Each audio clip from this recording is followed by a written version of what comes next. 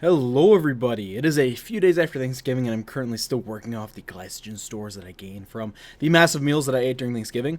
And during this period of time, during winter, a lot of people experience pretty noticeable changes in their hormones. Some negative, some positive. Some people use it as a bulking season and gain a little bit of muscle. A lot of people, including myself, notice some seasonal depression set in and just overall lower levels of energy and more lethargy. And personally, for me, understanding my hormones has become a very important part of my life.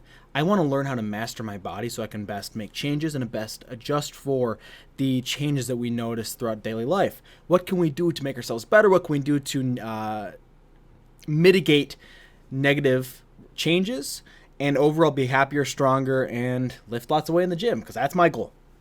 And so, talking about hormones, I wanted to talk about testosterone, the male sex hormone.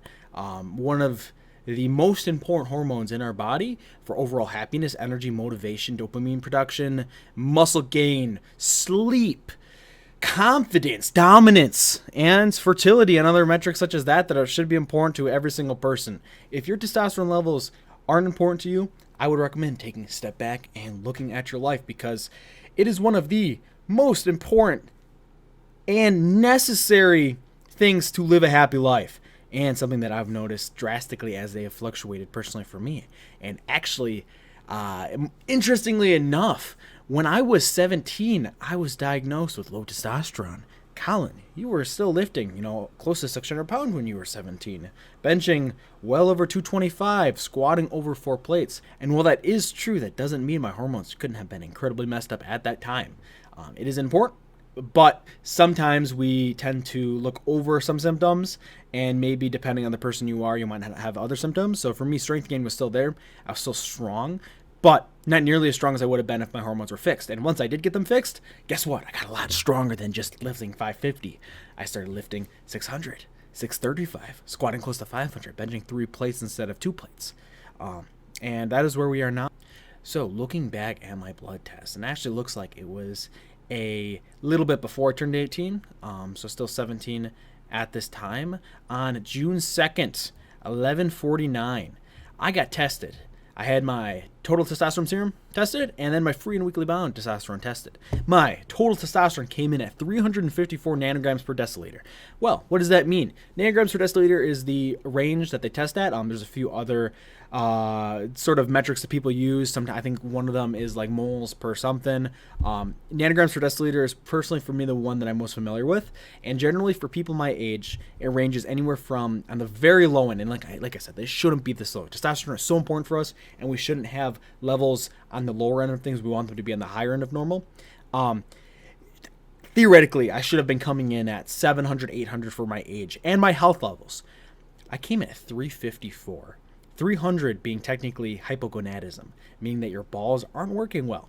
And below that being terrible for bone health, for energy, depression. And even at this time, guess what? I felt awful. I was always angry. I was always low energy. I wanted to kill people. I literally was hoping just for an opportunity to be able to let loose some of my anger on someone deserving. And combine that with bad workouts, being unable to recover, always feeling sick, I had low testosterone.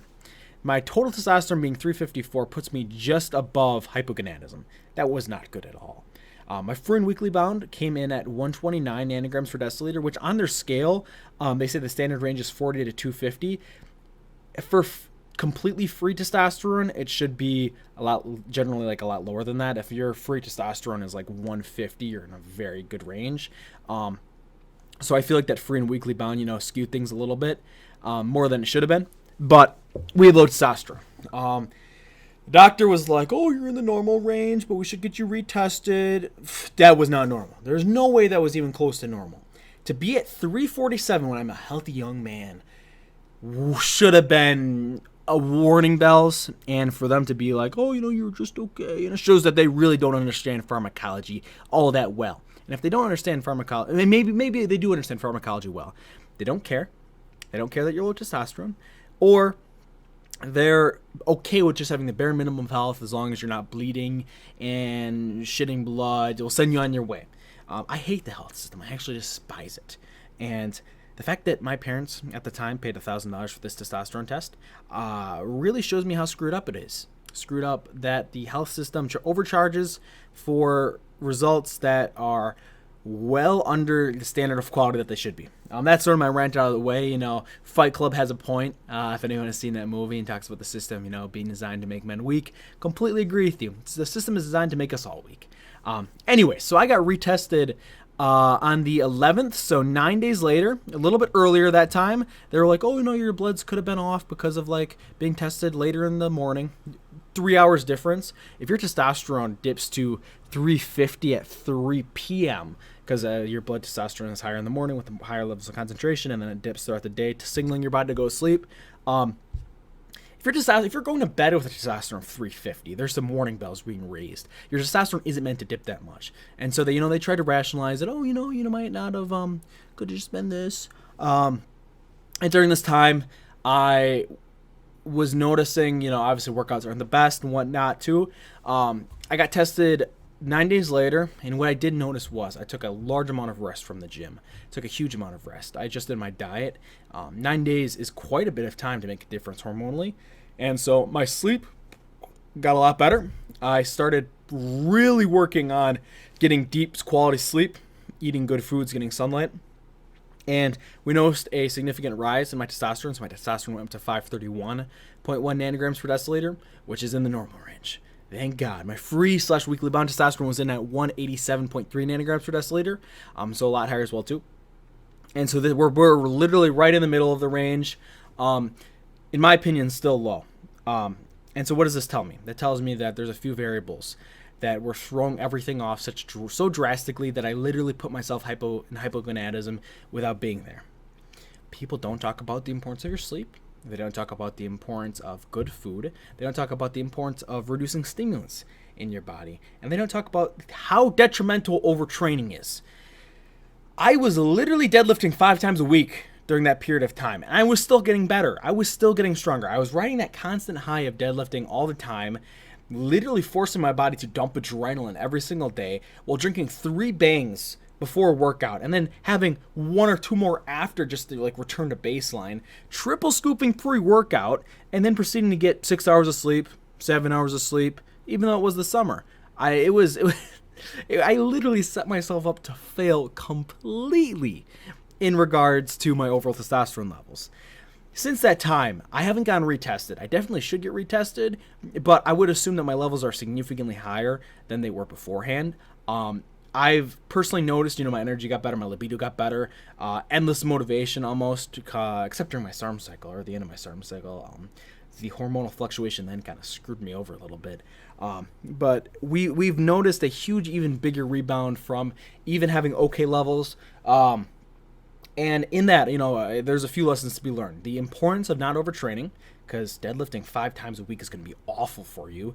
Literally, it's going to kill you slowly. You're going to be shitting your central nervous system out every time you use the bathroom because of how much just effort you're exerting. Your fried nerves are going to be signaling your body to take 10 weeks off or induce a coma so you can have an opportunity to repair some of the damage done. Just terrible technique, for gaining muscle. No, absolutely not.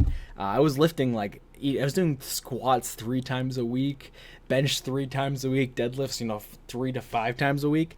So overtraining. Stimulant use should be kept at a minimum. It's going to throw off your sleep. It's going to push your body much past the baseline that it should be. And in that, you're going to notice that everything has a longer time to recover and whatnot too. And then sunlight. Even though it was the summer, I was not getting proper sunlight. I was staying indoors a lot of the time. I was playing video games. I was in front of a screen constantly. And that's going to set your dopamine receptors up for failure. When we get sunlight, it tells our gonads to produce more testosterone. It tells our brains to produce more dopamine and to have a higher baseline and a reset and everything. And I wasn't doing any of those things. And therefore, my testosterone levels were highly messed up. So please, guys, if you do feel low, get your testosterone levels checked. Take a few rest days. Get some cardio, eat good food, stay away from rock stars that contain 40 grams of sugar per can that I was popping, 3 of in the morning before going to the gym and destroying my body. And get your circadian rhythm fixed. It's all going to benefit you in a way that you don't know about and going to make you a better athlete an incredible athlete that you previously haven't been able to pull from and fit into the role of. So I hope everyone has a great day. I'll talk to you guys later. Hope everyone has a wonderful time around the holidays. Please like and subscribe. Follow my YouTube channel. And there will be more videos coming soon because I am back, baby. We're going to put together some high-quality videos. You are going to see a Colin Zastrow that you've never seen before. You're going to see a man that fully embraces his high natural testosterone self and absorbs the power from God to become a force for good in this universe. And I'm just rambling on right now. I am absolutely cracked because it's a Sunday and I'm happy to be alive. I am off of work, and I will talk to you guys later. Peace.